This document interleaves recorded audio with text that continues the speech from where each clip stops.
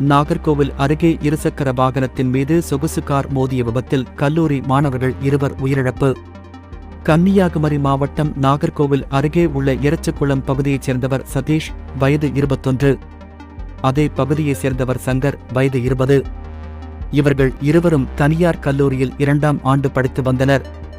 இவர்கள் இருவரும் இன்று அதிகாலை நாகர்கோவில் நோக்கி தங்களது இருசக்கர வாகனத்தில் சென்று கொண்டிருந்தனர்.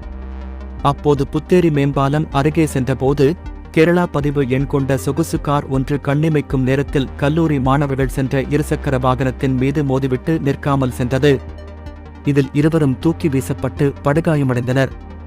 இதை பார்த்த அப்பகுதி மக்கள் உடனடியாக இருவரையும் மீட்டு ஆம்புலன்ஸ் மூலம் மருத்துவமனைக்கு கொண்டு சென்றனர்.